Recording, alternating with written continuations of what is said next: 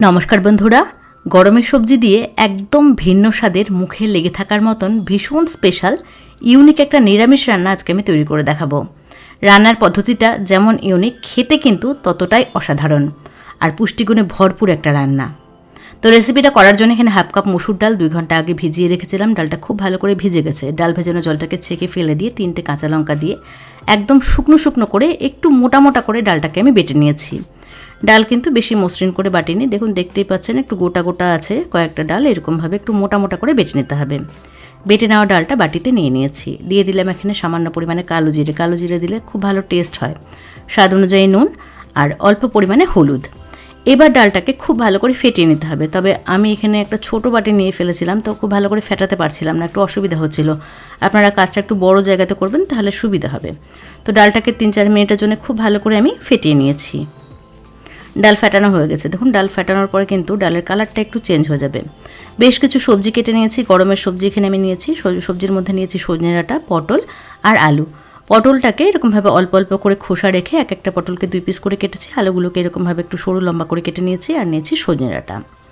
রান্নায় চলে এসেছি। রান্নাটা করব সর্ষের তেল দিয়ে। 4 টেবিল চামচ তেল খুব ভালো করে গরম করে নিয়ে মসুর ডালটাকে এরকমভাবে মাঝারি সাইজের বড়া করে ভেজে নিচ্ছি। বড়াগুলো খুব বেশি বড় বড় হলে খুব একটা ভালো লাগে না, আবার একদম ছোটও করছি না, মাঝারি সাইজ করে বড়াগুলোকে আমি ভেজে নিচ্ছি।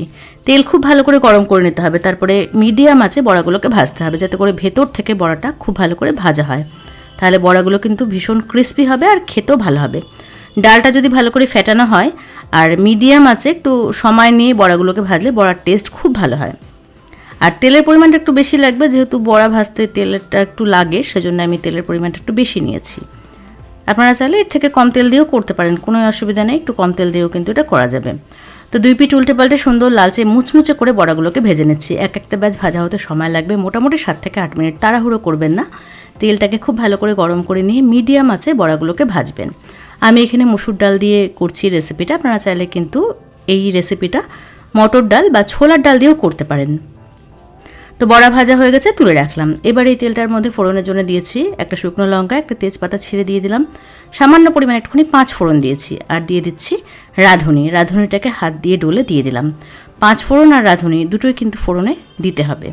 যেহেতু এই রেসিপিতে সেরকম কোনো মশলার ব্যবহার করব না, তো ফোড়নটা কিন্তু ভীষণ স্পেশাল। অবশ্যই এখানে 5 ফোড়ন আর রাঁধুনি ফোড়ন দিতে হবে। ফোড়নটাকে কয়েক সেকেন্ড একটু নাড়াচাড়া করে নেওয়ার পরে প্রথমে আলুটাকে 2-3 মিনিটের জন্য মিডিয়াম টু হাই হিটে একটু ভেজে নিয়েছি। নুন দেবো না এর সময়, নুন ছাড়াই আলুটাকে একটু হালকা করে ভেজে নিয়েছি। যেহেতু আলু একটু শক্ত সবজি, সেদ্ধ হতে সময় একটু বেশি লাগে, সেজন্য প্রথমে একটু আলুটাকে হালকা করে ভেজে নিয়ে তারপরে পটলগুলোকে দিয়ে দিলাম। এবার পটলটাকেও আলুর সাথে মিডিয়াম টু হাই হিটে আরও 2-3 মিনিটের জন্য একটু ভেজে নিয়েছি, যাতে করে পটলের যে কাঁচা ভাবটা হয় সেটা চলে যায়। এবার এখানে সজনে ডাঁটাগুলোকে দিয়ে দিলাম। সজনে ডাঁটাটাকে সব কিছুর সাথে ভালো করে মিশিয়ে নিচ্ছি। এবার দিয়ে দেবো সামান্য পরিমাণে হলুদ, মানে পরিমাণ মতন হলুদ দিয়েছি, মানে যেটুকু হলুদ লাগবে রান্নাটা করার জন্য সেটা দিয়ে দিলাম। আর দিয়ে দিলাম 1/2 চামচ নুন, 1/2 চামচ মতন চিনি। অবশ্যই একটু চিনি দিতে হবে, এতে করে টেস্টটা ব্যালেন্স হবে। আর 1/2 চামচ দিয়ে দিলাম জিরে গুঁড়ো। এবার সব কিছুকে খুব ভালো করে একসাথে মিশিয়ে নিয়ে 2-3 মিনিটের জন্য সব মশলার সাথে সবজিটাকে একটু কষিয়ে নিতে হবে। গ্যাসের ফ্লেমটাকে কিন্তু মিডিয়ামে রেখেছি। একদমই সহজ সাধারণ একটা রান্না, তবে এইভাবে করে দেখবেন, দারুণ হবে খেতে। একবার বানালে কিন্তু বারবার করে এটা খেতে ইচ্ছে করবে। এটা বাঙাল বাড়ির খুব স্পেশাল একটা রান্না। তো সব কিছু এখানে খুব ভালো করে আমি কষিয়ে নিয়েছি। এবার দিয়ে দিচ্ছি জল। সবজিটাকে সেদ্ধ করার জন্য বেশ খানিকটা পরিমাণে জল দেব।